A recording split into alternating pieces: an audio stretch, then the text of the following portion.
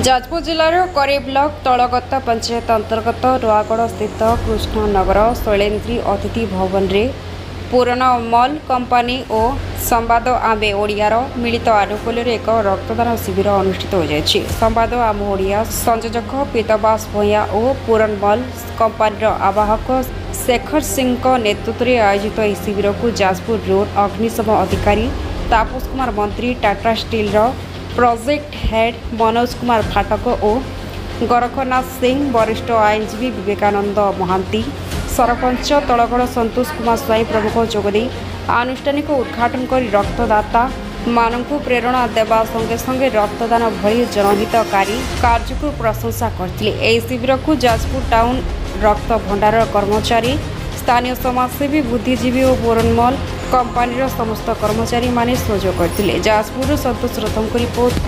Fire officer Jajpur road fire station आज जो पुनर्मल company एवं आम संवादन मिलित सहयोग जो समाज महत उद्देश्य रे एक रक्तदान जो शिविर करा से मु उभय को पाखरे कृतज्ञता ज्ञापन करुच्ची एवं धन्यवाद जनाऊँगी।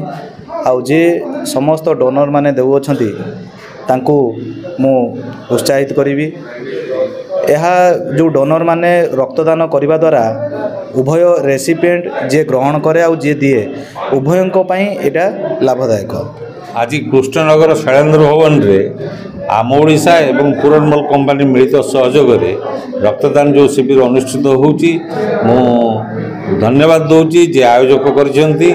विशेषकर आम ओडिशार मुख्य जे चेयरमैन सौम्यरंजन पट्टनायक डाकरा रे आज घरे घरे रक्त दान गोटे आंदोलन परिणत होती से आज गोटे जनक घरे शैलेन्द्र भवन अतिथि भवन रे आज रक्तदान शिविर। मेरा नाम मनोज पाठक है। हम टाटा स्टील में प्रोजेक्ट हेड है। एक्चुअली अभी तो आप लोग जैसा जानते होंगे कि टाटा स्टील अपने साइड से CSR एक्टिविटीज़ करती है। तो अभी जो टाटा स्टील के वेंडर पार्टनर्स हैं वो इस तरीके के CSR एक्टिविटी कर रहे हैं और ये बहुत ही अच्छा इनिशिएटिव है उनके तरफ से। और इनफैक्ट कहेंगे कि तो हम लोगों को भी खुशी है उन लोगों के साथ एसोसिएट्स होने में। और हमको अभी जैसा पता चला है कि ये जो ब्लड कैंप ऑर्गेनाइज किया गया है ये पूरनमल जो हमारे वेंडर हैं उनके और संवाद ये दोनों ने मिल करके इसको ऑर्गेनाइज किया है। तो बहुत बहुत धन्यवाद संवाद को हमारे तरफ से। और